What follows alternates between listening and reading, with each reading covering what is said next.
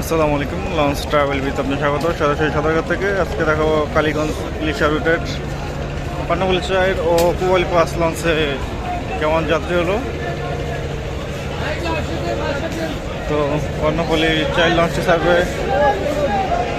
রাত 10:20।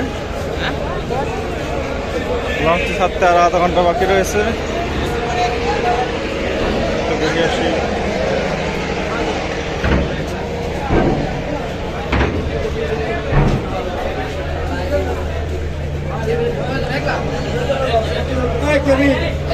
পান্নাবুলি চাইর লঞ্চের নিচতলা ডেক।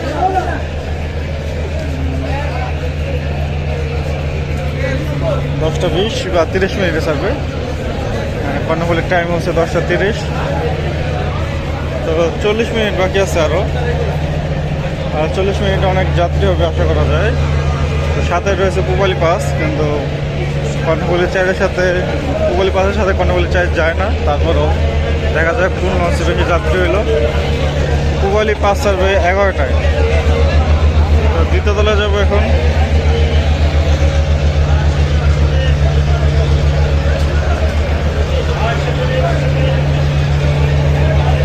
কুয়াকাটা 2 পিলে যাচ্ছে বরিশাল যাওয়ার জন্য। দ্বিতীয় তলার ট্রেক।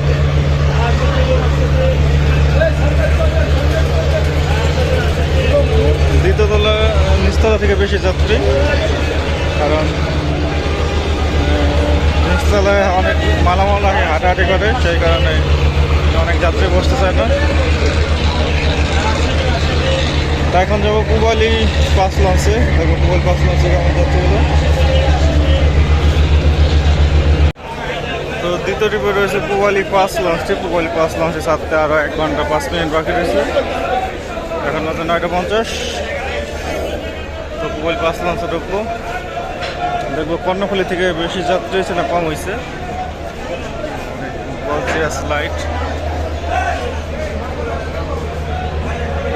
এটা হচ্ছে পুবালি পাসের নিচতলার ডেক। চেয়ারও আসে। পুবালি পাস যেহেতু বড় লঞ্চ, 2 পাশে সিঁড়ি আছে দোতলা যাওয়ার।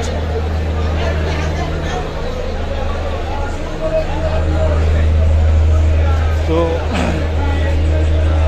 চেয়ার সবগুলো বুক হয়ে গেছে সম্ভবত।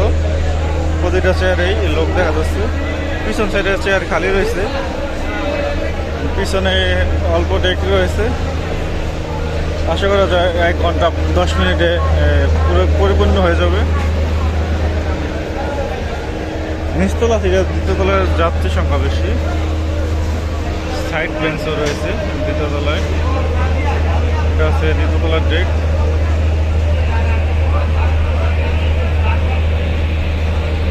তো এই ছিল কালীগঞ্জ ইলিশা রুটের পুবালি পাস ও পান্নাবুলি চাইর লঞ্চে কেমন যাত্রী হলো। পরবর্তীতে অন্য কোনো রুটের ভিডিও নিয়ে আসবো। এবং সাথে থাকার জন্য অসংখ্য ধন্যবাদ।